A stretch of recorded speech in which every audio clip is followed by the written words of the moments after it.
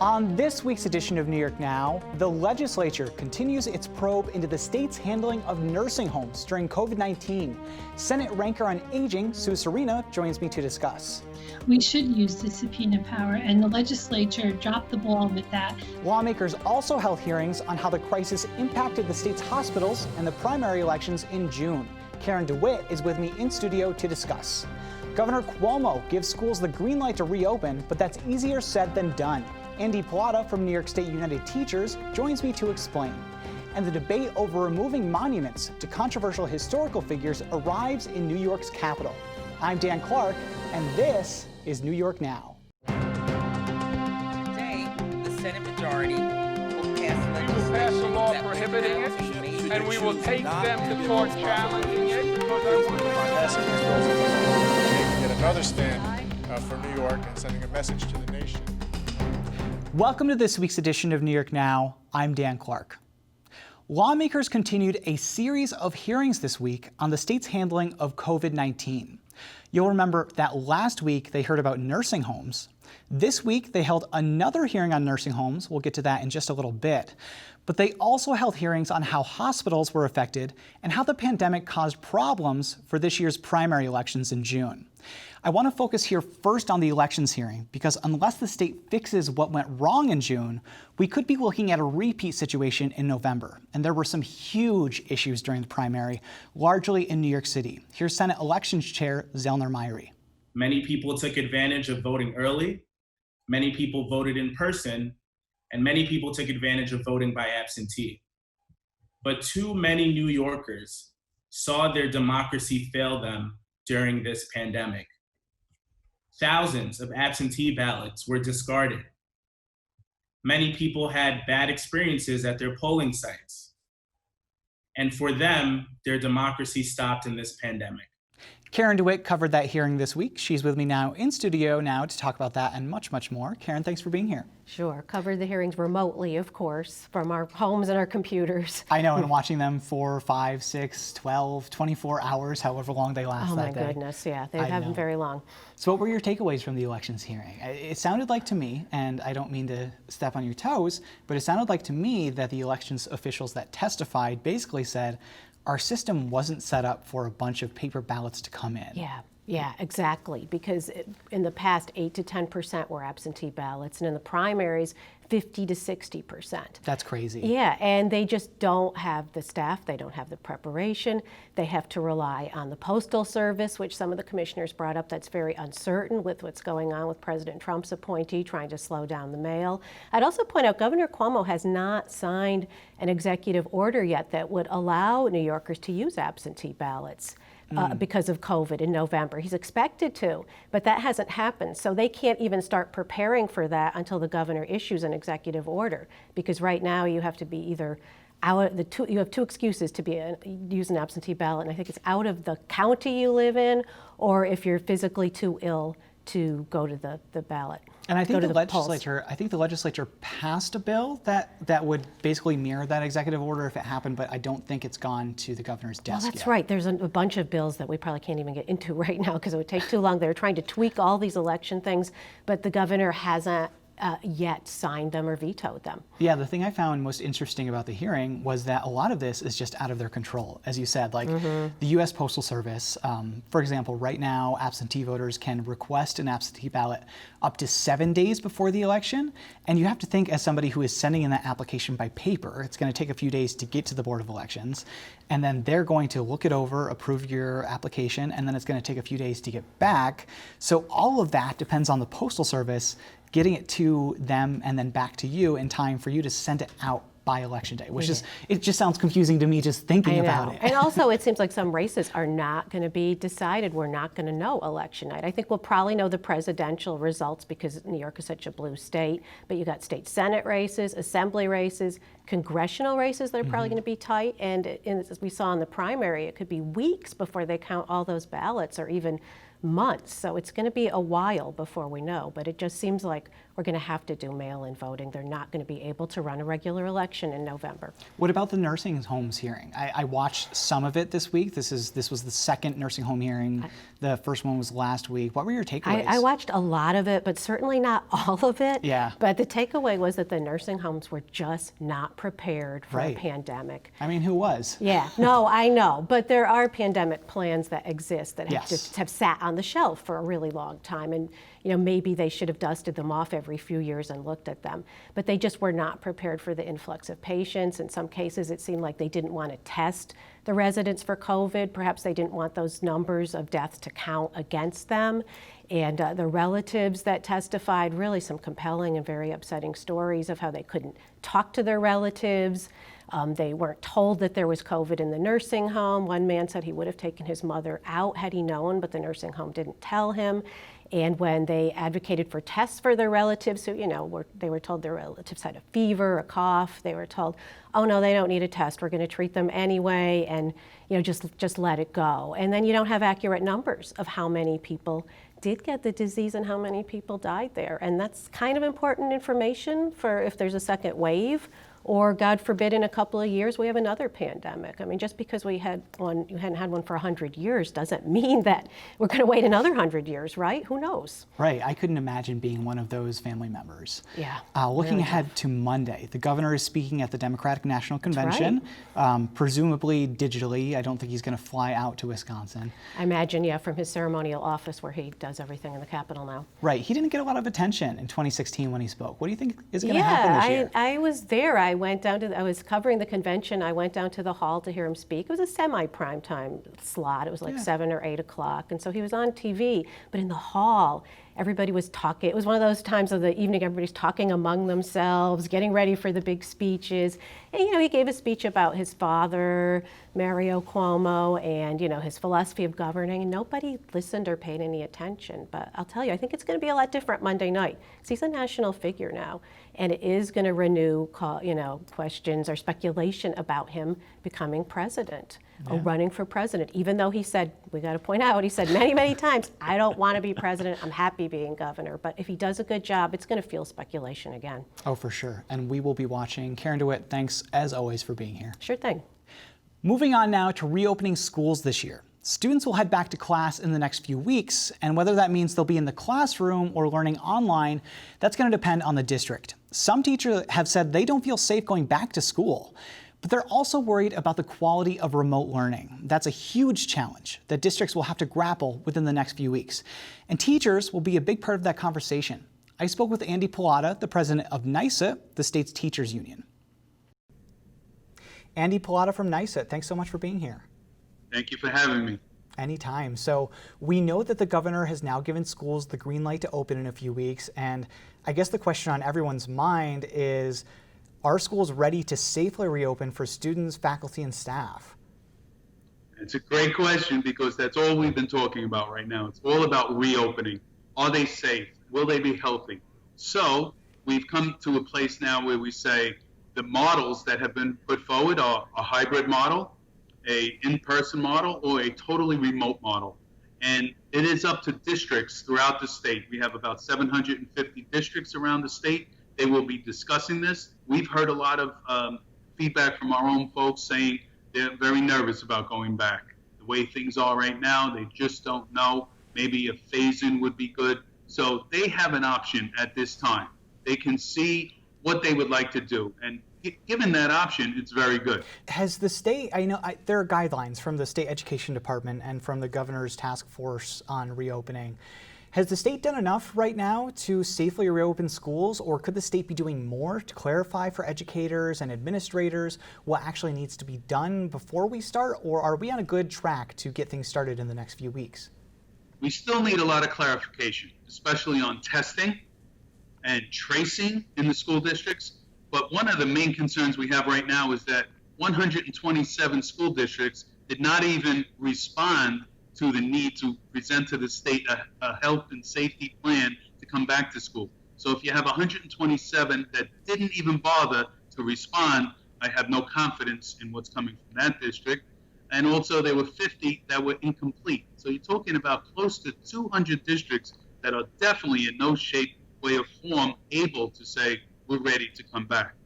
I imagine this has to be such a difficult decision for teachers because on one hand, you had remote learning go into effect in the spring, and at the time, teachers said, and I think rightly so, that remote learning just, it's not as good as in-person learning.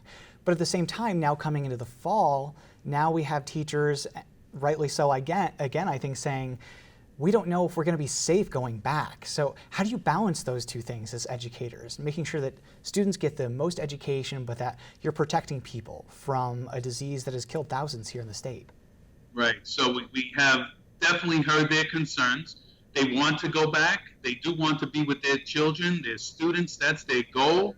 But they also want to be safe, and they want the children to be safe. So you try and balance this out. We've come up with, at least on closing a school, that if there were a case, that the school would be closed for 14 days. That's what we're advocating for. But if the students, the parents, the educators are not comfortable going back, then they have that option now too, that they can start in a remote way. Everyone writes to me, they call me, they say, Andy, we would rather be in the classroom, but we would rather err on the side of caution. So this is crucial for us, that erring on the side of caution would be the way we would want to go. So we're talking about things that people can choose, like going back to school, teaching remotely, things like that. Let's talk about something that you don't have any control over right now, and that's funding. And I think on any year, pandemic or not, education funding is a major issue and something that is always divisive and something that schools seem to need more of. But this year you have all of these extra requirements, and I feel like a lot of it is falling on the backs of teachers. How do you take the funding levels you have now and apply it to what you have to do? I guess, can schools do this with the money that they have? Right, they definitely need the funding. We've been fighting for the federal funding going on months now. But we believe without that funding, how can you do what you need to do for the students throughout the state? Whether it's providing them with a laptop, a Chromebook, internet access, all of these things that need to be done.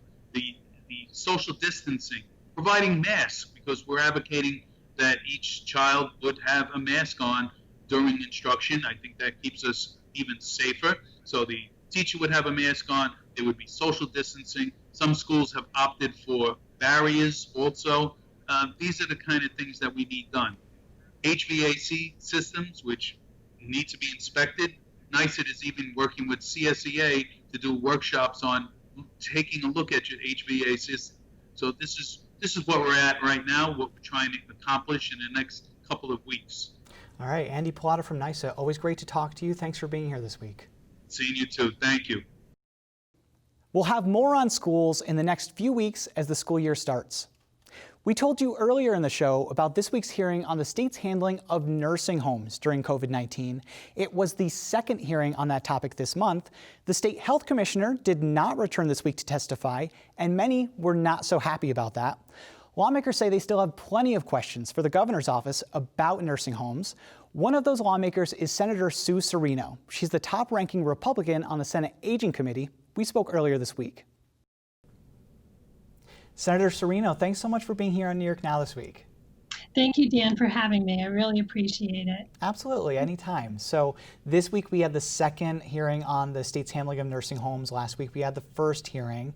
We've heard a lot of testimony. This week we were talking before, and you said 13 hours of testimony, several hours the week before.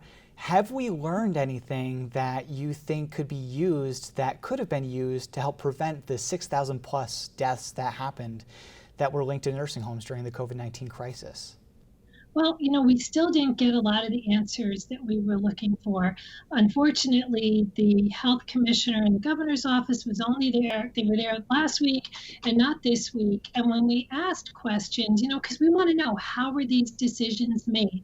A simple question, so we can know what went wrong, and moving forward, how we could correct it. And we owe that to the parents, siblings, loved ones of all these people that died in the facilities.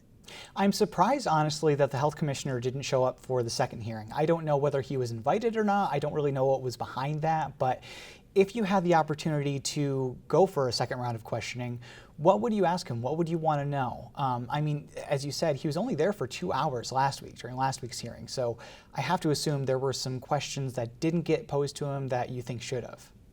Well, even some of the questions that I asked him, Dan, I said, who, made these decisions, out of your group? And he said, well, I have 1,500 people.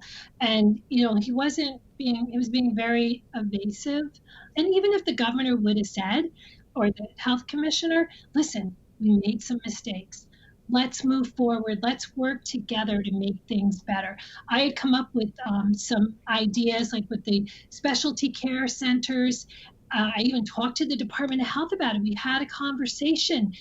They never, ever answered me with regard to like my ideas that we would have, just specific places. They could be regional and they would be specifically for COVID patients. They would get more funding, have just dedicated work staff.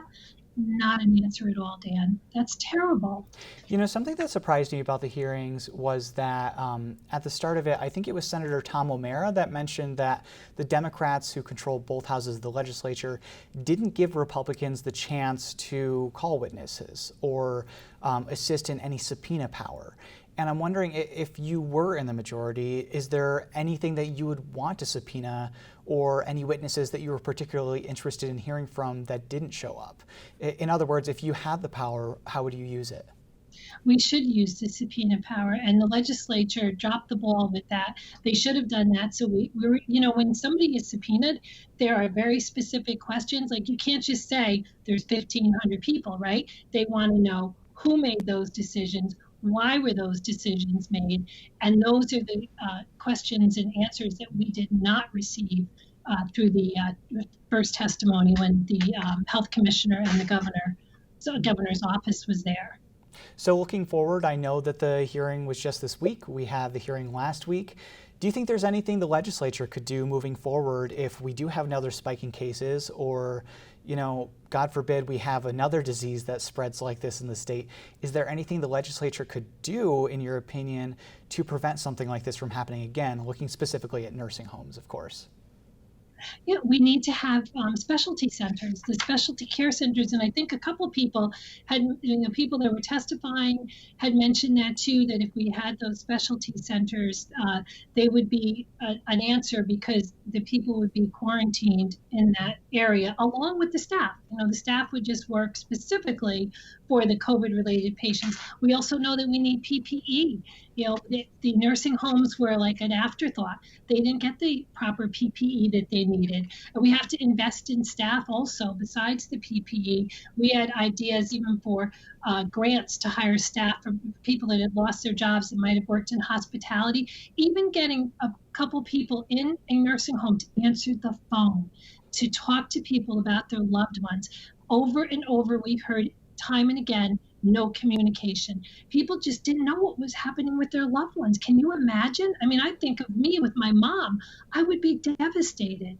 Me too. And I'm really interested to see, again, it's early, but I'm really interested to see what comes out of the hearings, whether it's legislation, whether it's a deeper probe. I just have no idea. So we'll be watching. Senator Sue Serino, thanks so much for being here. Thank you. Thanks. Republicans announced later in the week that they would hold their own roundtable on the state's handling of nursing homes next week.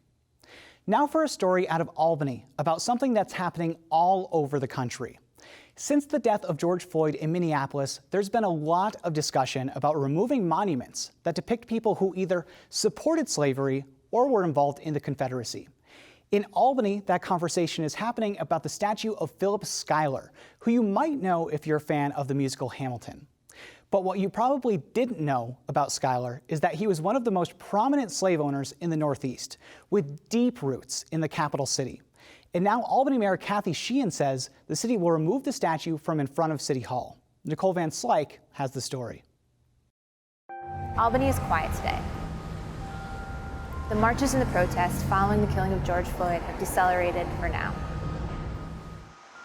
But here in Albany, one of the city's controversial monuments and a topic of debate, the Schuyler statue, still stands in front of the City Hall. But that won't be the case for much longer. The removal of the Schuyler statue is a microcosm for what is happening around the country. The last couple of years, we have seen a rise in action and debates that are asking that we, as a nation, reconsider what and whom is acceptable to be publicly glorified regarding our nation's past. It is a conversation that this country is still trying to figure out how to navigate. And one that finally we are not shying away from. Well, Philip Schuyler was upstate New York's greatest patriot. He was one of the founding fathers of the nation. His sacrifice and his brilliance enabled us to win the Battle of Saratoga, which of course was the turning point in the Revolution, and enabled our country to basically be created.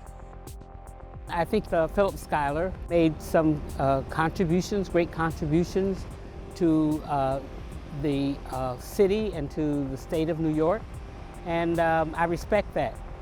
However, I see Philip Schuyler as a white supremacist who enslaved a large number of people, and this meant that he exploited their labor. He was able to profit from that, and it also says to me that he devalued black lives, because when you enslave, you treat people as animals.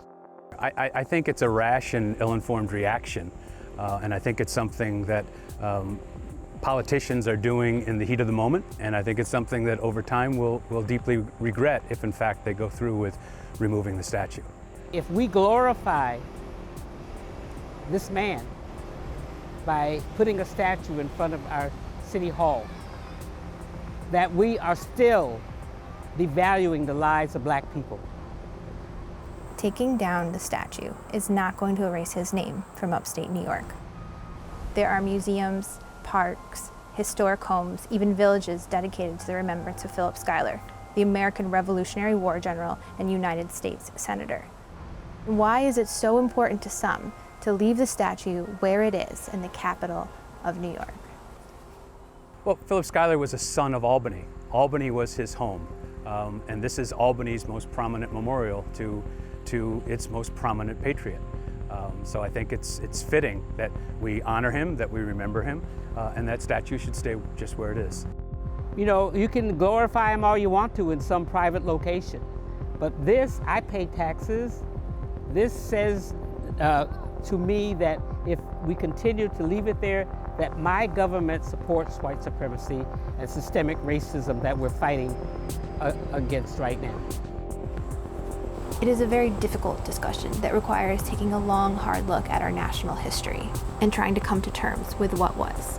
When we engage these dialogues, we start to pry apart a story of a nation, and the issue there is that our story was built on the oppression of African Americans.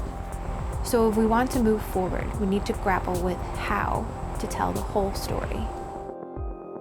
When you tell the full story, you don't exclude, but you include. And I think looking at examples of public art that were of their time, so they are limited, but they continue to inspire, are good ways for societies or cities to say, what really do we want to show in our community? And public art has a very specific role in which it represents the values of a community. Sometimes those values change, they often do, and sometimes individuals don't feel included in what that piece of public art represents. Officials who run the Schuyler Mansion, Philip Schuyler's centuries-old residence in Albany, declined to comment on how they are going to move forward with educating the community about Philip Schuyler and the debate around the statue. We did visit another one of the city's landmarks and the home of the Albany County Historic Association, the Ten Broeck Mansion. The Ten Broeck Mansion was also established by a wealthy politician family that fought in the Revolution and where at least 12 enslaved people worked at one time. We talked to the executive director there about how they hope to build an education for the community. The mission of the Albany County Historical Association is to preserve, present, and interpret the rich and diverse culture of Albany County. By telling the full picture, children can be inspired to see that all of us work to build the United States, all of us are participants in our society, and all of us can contribute. So a museum, by telling the full story, doesn't discourage, it doesn't exclude, but it inspires and includes, and that's what we seek to do. As we move forward, we hope to learn, ask questions and continue the conversation around where our standards lie as a city and as a state and as a country. I think the standard is pretty clear. Confederate statues to Confederate leaders, those are people that took up arms against the United States. Philip Schuyler didn't take up arms against America, he helped create America. This is someone who should be honored, not tore down. I think we need to learn, and we need to look again at history, but it's not realistic to think that you can change everything, and I know that. But I want people to understand what it represents to me and why I want it removed. We'll have some extra content for you about Philip Schuyler and Albany on our website. That's at nynow.org. And follow us on social media at nynow_PBS. Until then, thanks for watching this week's New York Now. Have a great week and be well.